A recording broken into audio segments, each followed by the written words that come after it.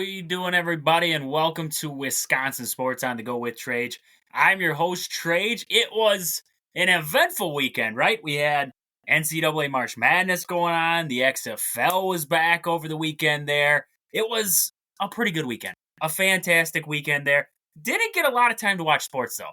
I was moving. We moved this weekend, so a lot of unpacking on Saturday, Friday night, loading up Saturday, unpacking, everything like that. So didn't get a lot of time, but I got time to watch the Brewers, right? You got to make time, right? Made some time, watched the Brewers a little bit there. Fantastic weekend for the Brewers, right? Brewers series sweep over the weekend. Got to be talking about that today. Sadly, we did watch Marquette lose to NC State. As a Badger fan, I'm not overly concerned. But at the same time, it's like, wanted to see a Wisconsin team get through. But it's okay. It's okay. Wisconsin basketball is essentially done for the year, right? Did not get to see Marquette make it any further. NC State, that's a team right now that you don't want to meet. You do not want to meet NC State because Duke just saw NC State too, and NC State just rolled them right out of the building. So, a fantastic weekend of sports. But right away, I want to open up with the Brewers because opening day got pushed back to Friday. Friday, we saw the Brewers win that game 3-1. A fantastic opening game for the Brewers. Started out trailing that game. Freddie, an early bomb given up there in that second inning. But other than that, the Brewers settled in 1 hit in total on this game. Pitching was phenomenal. That's a big thing early on here for this Brewers team. Outside of game 2, right? Game 2 of this series, Brewers pitching did struggle a little bit there. Mets, you had to expect the Mets were going to find the bats a little bit, and the pitching for the Brewers did struggle a little bit. We're not going to jump the gun here, but all in all, fantastic series from the Brewers. I wanted to look at that Friday game to start it out there. Jackson Churro gets his first major league hit. The glove was in action in that game. The speed was in action. I think it's crazy how fast Jackson Churro really is. They said his home to first is faster than Ellie De La Cruz. That's crazy because, we all saw Ellie De La Cruz. That guy can fly around. Jackson Churro is picking up and putting them down faster than that. That's ridiculous. So Jackson Churro shows it all. I thought it was crazy enough. This guy making his major league debut, and in the season opener, he's batting leadoff. First crack at it. In this major league season for the Brewers, he gets the leadoff spot. That's what it's not like it's not a spot he could excel in, isn't the leadoff spot, because the guy's got the tools to be a good leadoff hitter. I was just like, rookie first day in the bigs. I was like, maybe they'll try him down at the bottom. Nope, right away. Leadoff spot, first swings of the season for the Brewers, and he played fantastic. 1 for 3 in the game, got his first MLB hit, had an RBI, had a walk, showed it all off. That was fantastic there. And then Yelich, 3 for 4 in that game, played great, 1 RBI there, scored a run. That was great to see out of Christian Yelich. And then we saw, a couple other guys get hits for the Brewers, 8 hits in total. On the day there, we saw Perkins and Ortiz collect hits. Bowers had a hit, and so did Terang. Terang's been hitting well to start this season here. So Brewers, relatively good in that game, hitting the baseball. It was, you look at that game, and it was a lot of the small ball, right? That's what I've been impressed with early on here with this Brewers team is the small ball mentality that they're playing with. They aren't looking to hit the home run ball all the time.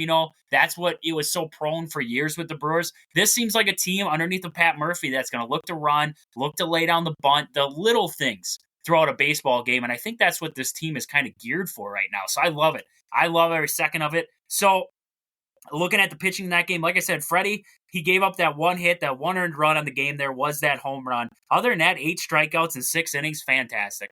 Fastball Freddie was rolling in that game, 8 strikeouts. Fantastic work out of Freddie. And then McGill came in for an inning, Pampas for an inning, and Uribe got to save for the Brewers there. Pomp looked good too, 1 inning, 2 strikeouts, great outing for Pampas. And then Uribe finishes it out there with his first save of his major league career, or not of his major league career, but first save of the season there. So fantastic out of Uribe there. For the Mets, we saw the Brewers get to Quintana a little bit there, 4 2/3, 6 hits, 2 earned runs in that one, 4 strikeouts, 2 walks, and a home run given up. Christian Yelich with that home run there for the Brewers. And then looking at some of the other guys here, for the Mets. Just gaze over it here. The Brewers, like I said, Starling Marte, the one hit of the game. That was it. Other than that, Brewers pitching did phenomenal in this game there. Got to the bullpen a little bit there. Lopez for the Mets gave up a run also to this Brewers team, and that ended that 3-1. Brewers picked up the opening day win. Game 2, different story. Mets were able to put some runs on the board there late. Brewers won that one 7-6. Mets used the 3-run eighth and that home run by Alonso in the ninth there to make this one close late in this one. It was a score of 7-2 going into that bottom of the eighth there, and then the Mets were able to scratch across a few runs there. We all saw the Hoskins stuff happen over the weekend. Just got to say, I loved it. Loved it. I loved a little bit of an edge. He doesn't seem like a guy who's going to start the brawl, right? It might end up in a brawl at some point, right? But he doesn't seem like, McNeil took exception to what was going on, and Hoskins just ran off the field, and McNeil kept going, so he gave him the crybaby reaction there, and I thought that was hilarious. And, it's not like Hoskins stood there, was looking for a fight, anything like that. He's like, dude, I slid fine. Even after they threw behind him, Hoskins like, basically, I knew it was coming. It's like, but if you're going to hit me, hit me. You don't miss 8 feet behind a guy. You don't. You could say that it slipped all day long. You don't miss up there. When if you just miss, I get it. But that was, no, you don't miss 8 feet out of the zone there. And Hoskins, I like that Hoskins, he knew it was coming. He took it and just moved on with it. He's like, we got better things to aim for here. So that was great there. Looking at that Saturday game, though, the Brewers, 16 hits in total in that game. Played fantastic. We saw Frelick in there he didn't get in there opening day, but he did play in the second game of the year there, 1 for 5 in the leadoff spot. Contreras, 3 for 5. Yelich continued his hot hitting, 2 for 5. Adames got hitting there, 2 for 5 in that game. And then we saw Hoskins, 3 for 4 with 4 RBIs and 2 runs scored. Fantastic day out of Hoskins there. We saw Oliver Dunn get his first major league hit there. They were almost going to get rid of that baseball, too. They were just going to put it in the bag. I was like, are you serious right now? Come on. We know the situation here. Let's go. No. It was in New York. Nobody had an idea. But great, glad to see he got the baseball back after that. Terang started hitting this game here. 2 for 5 in this one. And then Churro batted at the bottom of the lineup there, 2 for 5 in this game also. Brewers were hitting the baseball well. D.L. Hall looked, good. He looked solid in this outing, right? First game as a starter in a long time. I think it was a lot of jitters, second game of the year, new club, everything like that. And I thought he pitched fine. Not great, not over the top, not ace stuff, not this guy's a potential Cy Young. No, not yet. We're hoping that probably get that way some way, right? He's got the stuff, he's got the high velocity, he's got the movement on his breaking stuff. It's all fantastic, but not yet. 4 innings pitched for him, 6 hits, 2 earned runs, 2 walks, and a strikeout. 1 home run given up. Other than that, solid day of work out of DL Hall. We saw Peguero come in there then for 2 innings. Nothing across the board for Peguero. Trevor McGill pitched 2 days in a row. Pitched fantastic. Bryce Wilson did get roughed up a little bit. In a third of an inning, he gave up 2 runs, 2 hits, and that was it for Bryce Wilson. Hobie Milner then came in for 2/3 of an inning, gave up a run in that little stretch there with a home run. And then Uribe came in for the save once again. 1 inning, 1 hit, 1 earned run on a home run by Pete Alonso there, but he did have 2 strikeouts in that outing. So Brewers got the win, game 2. This was a you got to survive this game kind of moment, right? You're in New York. You had to expect the bats for the Mets were going to pick up at some point. This was the game, and the Brewers were able to pull it off. We saw Luis Severino start this one, 5 innings, 12 hits given up, 6 earned runs, 6 strikeouts, and 1 home run. They roughed up Severino in this game here. The Mets bullpen did okay.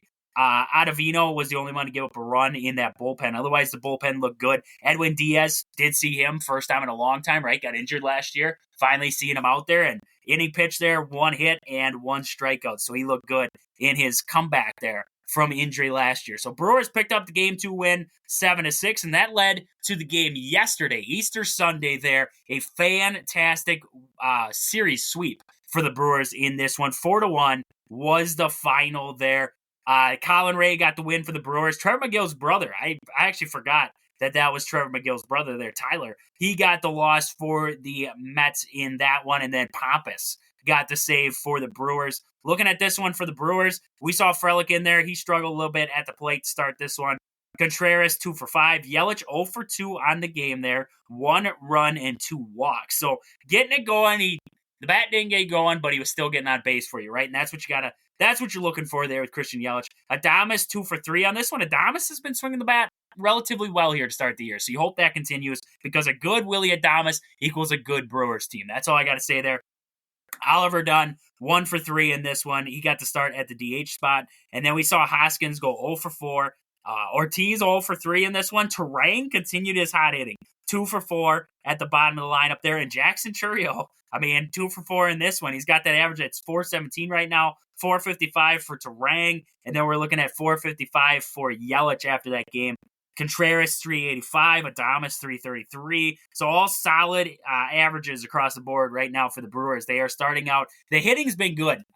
All the way around for the Brewers to start this season, the hitting has been good to start here. And I got to say, even looking at the pitching has been solid for the Brewers here to start. In this one, not a lot of action here. Ray got 5 innings, 5 hits, 1 earned run, 2 walks, 2 strikeouts in this one. And then we saw Hudson, and this guy was he's under the radar star of this game here. 3 innings, 2 hits, 4 strikeouts for Hudson, and 3 innings of work there out of the bullpen. And this guy comes in and gives you, pretty great pitching stuff there. So Hudson looked fantastic. And then Pompous came in for an inning for the save there with a strikeout. So great game all the way around for the Brewers as they pick up the series win against the Mets. They will have an off day now before they come back home to American Family Field. I almost said Miller Park. I'm just so used to saying Miller Park. To American Family Field, where they will see the rival. Not rival. I wonder how you'd say the Twins. The border rival. Let's go with that. But you could say the Cubs are the border rival, right? The guys from Minnesota. The Twins are coming to American Family Field. We will see Jacob Junis in that game for the Brewers, and then Joe Ross actually got the final spot there in the 5-man rotation as of right now. So good stuff there out of the Brewers. I'm going to get into the Brewers a little bit more before we move on here, I want to get into the Brewers just a little bit more here. But before we move on, I want to mention a couple of our sponsors quick. First, Game Day Supply in Onalaska. Do you have a sports club or team? Are you looking for some sweet custom uniforms or apparel? Check out the awesome crew at Game Day Supply in Onalaska to help your team get the sweetest gear. Find them on Facebook at Game Day Supply or online at GameDaySupply.net. Or if you're in the Onalaska area, stop in there. Stop into the store. Fantastic crew down there. They'll help you get anything. If you got a beer league softball team, if you have a youth rec league, whatever you have, and you need some uniforms made up, check out these guys. They have fantastic selection down there. They can get you different color schemes. They can get you different fabrics, anything you want at Game Day Supply. So check them out there at the store down in Onalaska. Also, Pittsville Farm and Home Center. At the store, they serve you anything from hydraulic hoses to red roses. Stop in and see the awesome crew at Pittsville Farm and Home Center in Pittsville, Wisconsin. And also, we have Marshfield Motor Speedways, located just 3 miles outside of Marshfield. Great racing and family fun. Plan some fantastic summer days and nights at the track. Just 3 miles outside of Marshfield. If you head out on County Road H, out of Marshfield there, you'll see it on your left. Just going out of there, and you got to get down there, right? The weather's starting to shape up a little bit. This is the perfect time to start planning your days down there at the track. So check out the schedule online. Just search Marshfield Motor Speedways, or also go on to Facebook. They have a link there that'll take you over to that site, and you'll be able to get on there and figure out some of your scheduling for the summer. Fantastic stuff there from Marshfield Motor Speedways. But with that, I want to jump back into the Brewers here. I just want to talk a little bit more about the Brewers, right? Opening weekend, you got your first impressions of this team, and you got to talk about the whole thing, right? So like I talked earlier, I love what Reese Hoskins brings to the Brewers, right? We wanted the big bopper. We wanted a solid bat at first base, but I think he brings that little bit more, right? The energy to the Brewers, the little bit of an edge. The Brewers have been almost the nice guys, right? You got to have every good team seems to have that one guy who knows how to get underneath the other team's skin, right? Gets to the pitchers, gets to some of the players on the opposite team there, where stuff starts to go wrong for them, where they start throwing pitches at you, right? We haven't seen that in a while in the Brewers, right? They were the nice guys. I think that Hoskins brings that little bit of an edge to this team to say, hey, we might have some nice guys, but we have an edge to us too, and you don't want to screw with that. And I love what Hoskins brings to this team. The power bat, the stability at first base, but also the clubhouse guy he seems like an all-around great guy, great teammate, and you see him down there in the dugout, and he's talking, he's joking around and everything like that. But I just, watching him out there on the field, it's like, he's going to bring that little bit of hard-nosed, we're going to get after you kind of baseball, and that's what you love to see. So, first impression, I love what I'm seeing out of Reese Hoskins right away here. I love the small ball approaches. Laying down the bunt. I mean, Bryce Terang, we saw that bunt for a hit that he had. That was fantastic. Move the runner up. If you get on in the process, that's great. I love that. I love that ability that they are going to use some of these guys to lay down the bunt in advance, guys. Something that I thought that Craig Counsell lacked. I don't even know why he didn't, at times it was like, okay, Terang's coming up, been struggling. Why don't you have him lay down a bunt? We let him swing away. And then all of a sudden he got 2 outs or he grounds into a double play, et cetera, right? And it's like, well, why did you never tried, let's lay down a bunt? I never understood that with Craig Counsell. I think now watching Pat Murphy, I think Murphy's going to lean on that a little bit. I love that. I love the ability to lay down the bunt because the Brewers, like I was talking earlier with Jackson Churro, you get Mitchell back, you have a ton of speed, right? You have Churro, you have Frelick, you have Mitchell, you have Terang. You have, you look at it, Yelich has still got some speed underneath that little thing, right? He's got some speed there. So you look at those guys, and then you have the big boppers behind him too. So you can move guys into scoring position, right? Terang can move a guy. That brings a guy up to the top of the lineup then. And then you have your big boppers. You have Frelick up there. Maybe he's the guy to lay down the bunt. Then you have Contreras after that. I like Yelich in the 3-hole. I'll be honest with you. Everybody's like, well, he's a leadoff guy. He's a leadoff guy. If Yelich can bat for me in the 3-hole, fantastic. That's fantastic. Because then I can use guys like Frelick and I can use guys like Churro because those guys have got the wheels. And when they get on, they're a stolen base threat. I love those guys at the top of the order. I like Contreras in the 2. I honestly, right now, the only thing that I would maybe change, and I don't know if I would because he's hitting right now, Willy Adames, I like the Hoskins in the 4 spot. He was batting 6 for a while there. It works if Adames keeps hitting. Otherwise, the only thing I would say is flip-flop those 2. That's all. That's all I would say. That's all I would change right now with the Brewers lineup. If you asked me, now I don't know if it's you have to do something like that because it's been working, right? They're 3-0 right now. Got the series win over the Mets, so I can't really complain too much. The lineup's not working, but that would be the only thing I would say is that the indifference for me right now is to flip those 2. Otherwise, I love the lineups that they're rolling out right now. The only thing that you could do with Yelich, I would say, is move him up to the 2 spot. Move Contreras down to the 3. But even then, I'm fine with the way that it is. I like the way that it is. I like Contreras in the 2-hole. But, Contreras is just, he's not the guy who's going to always hit you the bomb, right? He's the guy who's going to be, I'm going to plug the gap. I'm going to send a missile up the middle or into the right center, left center field gap at 100 miles per hour and get a double out of it. That's how he rolls. So he rolls just fine in that 2 spot. I'm not saying that he has to move out of 2 spot. That'd be the only way. That would be the place that I would move Yelich is to the 2 spot right now. Because I just believe with the rest of the speed that the Brewers have, I'd keep Yelich where he is or move him up 1. That's it. I would not touch the leadoff spot. I believe right now, the way that it's going, if it continues to go like this, hopefully Frelick starts to hit, right? Over the weekend here, he had a hit over the weekend, but nothing crazy so far. But Churro's been hitting, right? So maybe he becomes the guy to be the leadoff guy for the Brewers. And if he can get on base for you, steal a couple bags, as long as he's smart, right? You can have all the speed in the world, but you got to be smart. And if he can be a smart base runner at the top of the order and get on for you, I love it. I love having that speed on there because then you have the big boppers coming behind him, and this team could be very dangerous then. So, I love the small ball approaches for the Brewers right now. I love what I'm seeing out of Pat Murphy. It looks like the clubhouse is energetic. It looks like they're connected. It looks like this team never skipped a beat. Because everybody worried when Craig Counsell left, what's going to happen to the clubhouse? What's going to happen to this? What's going to happen to that? I haven't seen anything change. I think if anything, it's almost gotten better, right? This team seems to be flowing. They're swinging at they're swinging at strikes, right? Jumping on them. They're not waiting. That was the biggest thing I hated about the Brewers was they waited. They would take a strike. They would take 2 minutes.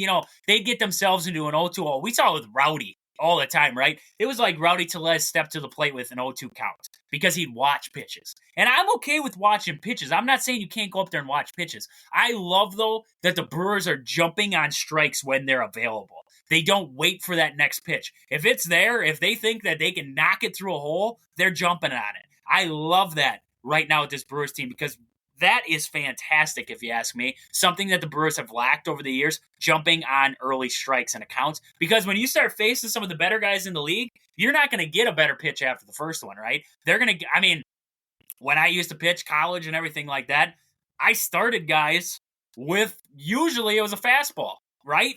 That's just how it goes. You usually start them out with something to start the at-bat. Unless if you had a scouting report on the guy that said, this guy can't hit a curveball. This guy can't hit sliders. This guy sucks with the changeup. If you had that kind of scouting report, maybe you change it up. But relatively, you look probably 7 times out of 10, you're going to get a fastball within the first 2 pitches. Unless if he doesn't throw a fastball, but in today's MLB, it's about who can throw the hardest, right? So you're going to get a fastball. It's just a matter of if it's there, you got to be looking to hit it. And I think the Brewers have done a fantastic job with that early on here. And like I said earlier, sending guys. I think Pat Murphy's been aggressive, and I love that. You look at some of these guys over the weekend here. Stolen bases.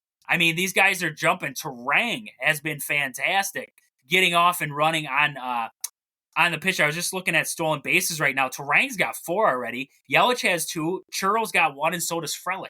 But Bryce Terang, 4 stolen bases already in this young season. That's great. That's fantastic. For a guy who's batting near the bottom of the lineup and last year was struggling to get on, now we're seeing him left and right getting on, and he's swiping bases like it's nothing. So it's been fantastic watching him. The only thing, and we haven't seen it yet, but the only thing that I'm going to say is going to worry me is possibly the second half of this rotation, right? We got to see what we're going to get out of Junis, and we got to see what we're going to get out of Joe Ross, right? Both guys, Junis, we've seen sparks of him over the years. Joe Ross, he's a project coming into Milwaukee. So how does, looking at a guy like Joe Ross, how does he develop here in Milwaukee? That's what something that I can't wait to see what the Brewers pitching coaches have done with Joe Ross to try to develop him and get him into a little more of a successful role here in Milwaukee versus what he was with the Nationals there. And Junis, we've seen him in the past. We know a little bit more about Junis. How does he do in that 4 spot?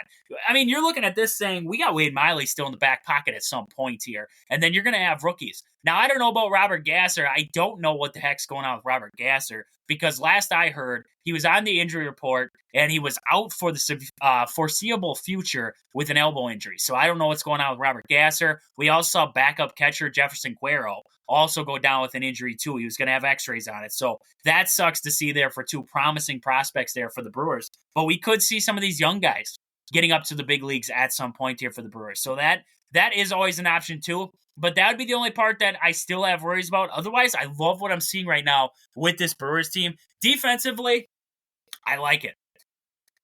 Defensively, this team is... We saw Ortiz make some fantastic plays at third base. We saw Oliver Dunn making some fantastic plays. We saw Adames doing what he does. Terang, he played fantastic at second base there. And then you got the outfield. Yelich and Frelick and Churro. Those guys got some wheels on them all the way around. Right now, defense for the Brewers is very good.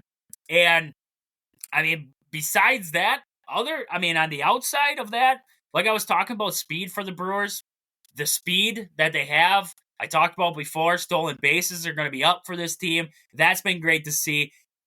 I think I have a change in my, we did an over the under the other day, and prediction-wise for the Brewers, this team could be up in the 80s for wins this year. High 80s, I really do think. The way that I know it's small sample size. I know it's just the Mets, right?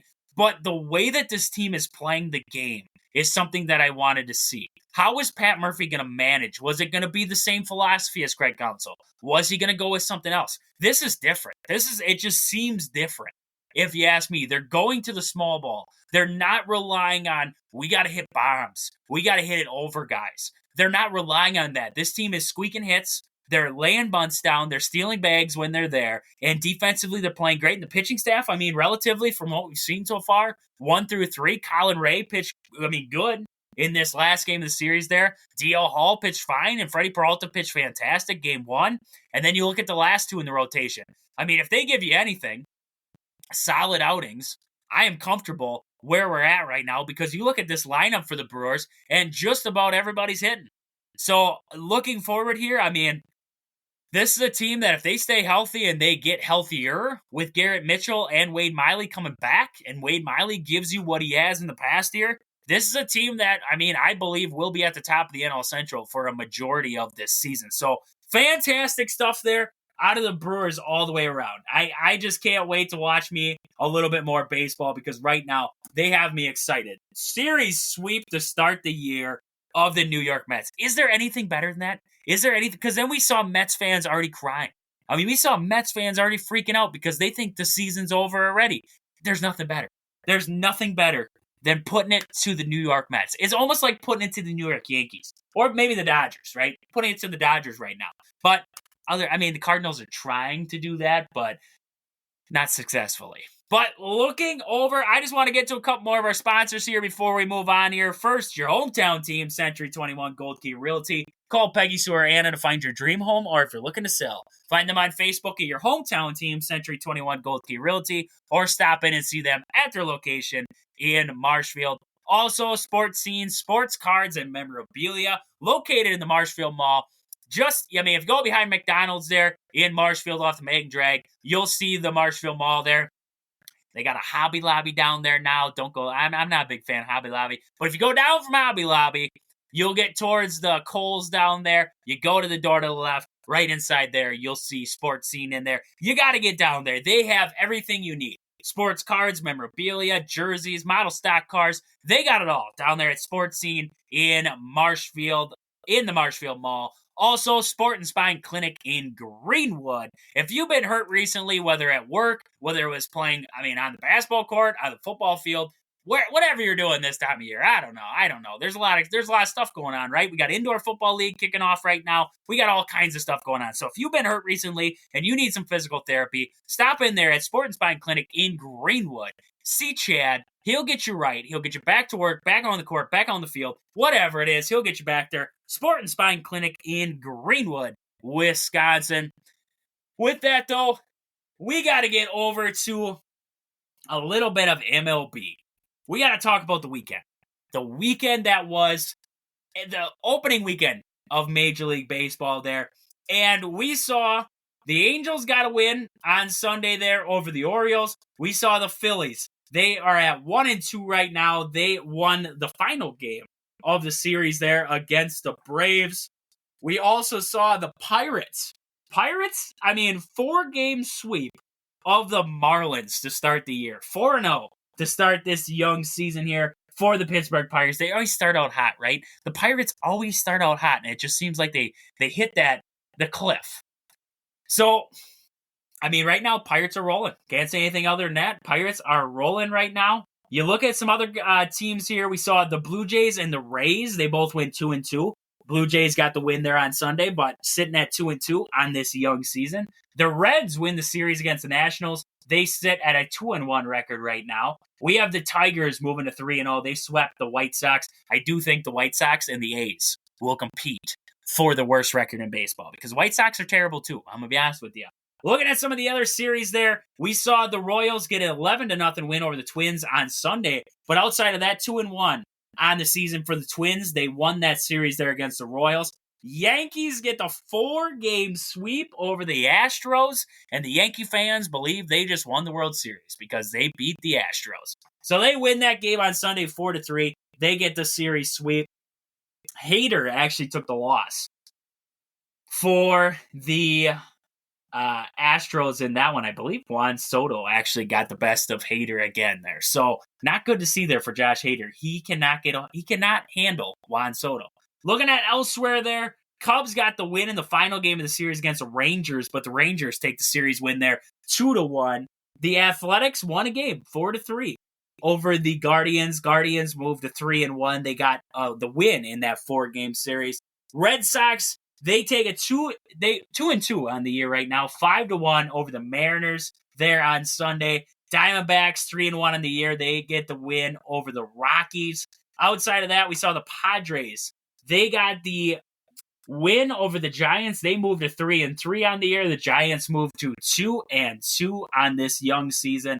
And then we saw the Cardinals. They got one win over that weekend there. They are 1-3 on this season right now. Outside of that, Dodgers 4-2 on this season here. So lots of good baseball happening over the weekend there.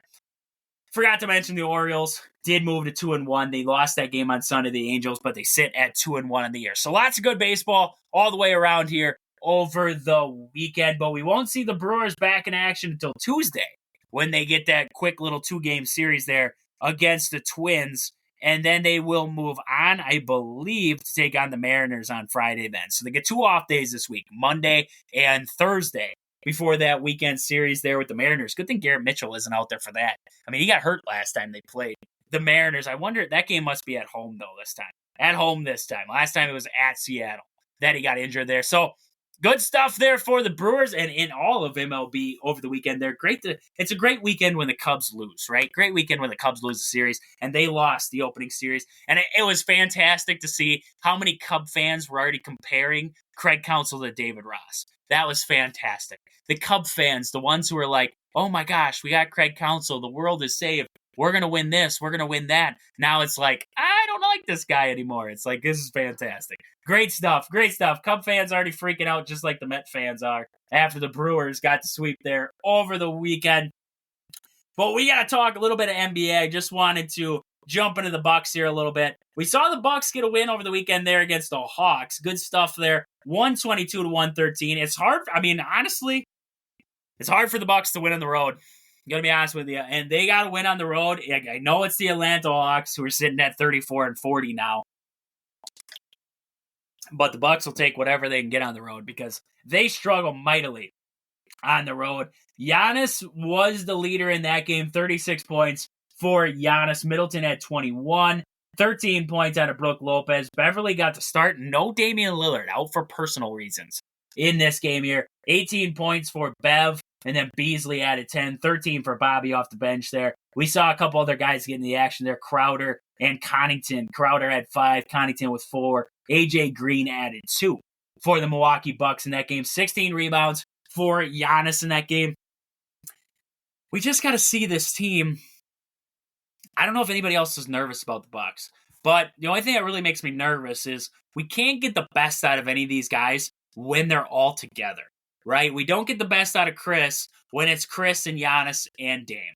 We don't get the best out of Dame when Giannis is playing. We don't get the best out of Giannis when Dame is playing. But when one of those guys is out, I wouldn't even say Middleton. When Dame is out, we get the best out of Giannis, and so far, coming back here, we've seen one of the best games out of Chris Middleton. He had struggled as of late. This game, 9 for 10 from the floor, 3 for 3 from downtown there. That's a fantastic game out of Chris. It's like Chris is still trying to find his role when Damian Lillard's out there. And at times, I don't think Dame he's not sharing the basketball enough. I mean, when you watch that game, I believe it was the loss that they just had. Giannis on that pick and roll is open all day long, but yet Dame's the one who's taking the shot. It doesn't make sense. So it just worries me that team chemistry somehow, some way, is still not good with this team. And for how long it's been, it worries me. It worries me heading down the stretch here that this Bucks team is just falling apart. And there's nothing good that's happening right now. I don't know. Maybe it's just me, but I watch this team and it's like at times it just seems like team chemistry is still a problem. I don't know if it's just me with that one, but that's what it seems like. So Bucks, I mean, they get the win over the weekend. That was fantastic to see. And I believe I was just going to check out when they're in action next year. They'll play Tuesday. That'll be against the Wizards. I mean, you got to get a win there, right? You're going to Washington, but this is a 14-61 team. You got to get the win over the Wizards. That'll be on Tuesday there, 6 o'clock. We'll get more into that game tomorrow here. But tonight here, we're going to see the Badgers women's basketball team, they're going to be in action here. They continue the NIT tournament quarterfinals there against St. Louis. And looking at this one, St. Louis is paced by Peyton Kennedy there. She had 31 points for him in the win over Purdue Fort Wayne there. So fantastic game out of Peyton Kennedy. Looking at this game as a whole here, Sierra Williams is going to be the big one for the Badgers. She's averaging 17.7 points per game and 11 rebounds right now. And the Badgers are also, I mean, you look at it on the season here, they're getting 10 points and 5 rebounds, 2 steals and 4 assists from Ronnie Porter, and 8 points from Brooke Schremek. So they got to have good games all the way around from those girls right there to be able to advance here in the WNIT. So that game will be a 7 o'clock tip coming up tonight here. It's going to be from the Kohl Center. Badgers get another home game there. I believe that'll also be on ESPN+. The Badgers are favored in that game, so that's great to see there. The Lady Badgers, I mean, a lot of people don't really respect the NIT, but, I mean, looking at this Badger team, they've struggled over the years. Hopefully, this is a start of something good there in Madison for the women's basketball team, because that would be great there all the way around. Staying with basketball, staying with the Badgers, I just wanted to mention former Badger Nigel Hayes actually set the record in, I believe it was, EuroLeague basketball there. He had a 50-point game. In just under 30 minutes, he hit 18 of 27 shots from the field, 9 for 16 from downtown, and then also was 5 for 7 from the free throw line in that game. Set the record for him over there. I believe the record before that was 49, and he beat it by 1 there, got 50 points there for his team in that big win that they had. So Nigel A is making a name for himself over there in the EuroLeague. Great stuff there out of Nigel. Loved him in Wisconsin. I loved him with the Badgers. Struggled a little bit down the stretch, I thought. But then, I mean, making himself a name over there in the EuroLeague, playing a fantastic game and setting a record over there that I can't believe nobody's ever got 50 over there. I thought that was kind of crazy. But 50 points for Nigel Hayes. So fantastic game out of Nigel there. But I wanted to look at the March Madness games that happened over the weekend there. We saw Marquette lose that game to NC State. NC State's on a roll right now. It's hard to stop them. I mean, you look at some of the guys on this team. Burns in that game did struggle. DJ Burns only had 4 points for NC State, but you look at the rest of them there. DJ Horn, he had 19. Morcell had 15. You look across the board there, Diarra had 11 for him. So great game all the way around. Marquette just struggled shooting the basketball. Tyler Kolek was 17, Cam Jones with 20. But you look across there, they had 4 from Joplin, 6 from Iguodaro, 8 from Mitchell in that one. Ross added 2. 4 for 31 from downtown was Marquette. 4 for 31. That's a rough outing for a team that loves the 3 ball. You look at that game, and then you look at 20 for 60 from the floor in that game. I mean, you're not going to win many basketball games shooting the basketball like that. They had 35 rebounds. They had 15 fouls in that game compared to 16 for NC State. NC State, 9 for 23 from downtown, shot 46% from the field. That was the difference. Marquette just could not get their stride shooting the basketball in that game. So Marquette falls. That takes out the last of the Wisconsin teams in this NCAA tournament. Looking at the rest of it there, I mean, we saw on Thursday, we saw Arizona lose to Clemson. We saw UConn get the win over San Diego State. We saw Alabama beat North Carolina. We saw Illinois over Iowa State. Friday, Purdue over Gonzaga, Duke over Houston, and Tennessee over Creighton. The Saturday games, I really thought Illinois would stand a little bit more of a chance against UConn. That was a rout. After half, that was a rout. 77-52 was the final score. 50 minutes of real time. Illinois did not score. That was crazy. I mean, not for a shot not to fall in 50 minutes of real time. That's nuts. So Illinois takes the loss to UConn. Alabama got the win over Clemson. Looking at the games on Sunday then, we saw Purdue over Tennessee 72-66. And I did not want to see Purdue. I had Tennessee picked in my bracket. I was hoping for a Tennessee win there and knock Zach Edey out of the tournament. Did not get to see that. We saw Purdue move on. NC State with a big win over Duke, 76-64. So that is your final 4 then. I want to see DJ Burns and NC State just take it to Purdue. I got to be honest with you. That's my dream, but I know it probably won't happen. But NC State will get the matchup with Purdue in the first game coming up next Saturday there at 5:09. And then we will see UConn and Alabama. I think that's going to be a fantastic game. If there's one team left that I really truthfully believe can beat UConn, I mean, I would want to say Purdue, but I just think Alabama can hit shots and they can score it with anybody. So I don't know if you can truthfully stop UConn, but I think you can outshoot them in the end. If you can go shot for shot with them, I think you can make it a game. And I think Alabama can do that. This team is flying right now. I mean, Alabama can shoot the basketball like no other. I think that could be I think that might be the game of the tournament. UConn and Alabama there in the Final Four. So we got the Final Four set. Can't wait for some good basketball there coming up next weekend. See who will advance to the national championship game. I'm hoping for a NC State. I got UConn winning it in my bracket, but I would not be opposed to an NC State Alabama national championship. Knock out Purdue, knock out UConn. Give me something random in that national championship game. Give me something random, and I think it'll be fantastic. But with that, that's about all I got for today. Lots going on today. A lot of Brewer talk, right? It was fantastic. Brewers will be back in action tomorrow there. Can't wait to get back into the Brewers here because, man, they got me excited for some baseball here coming up this year. But with that, this has been Wisconsin Sports on the Go with Trage. Thank you guys for listening. We'll catch you guys back here tomorrow. But until then, deuces.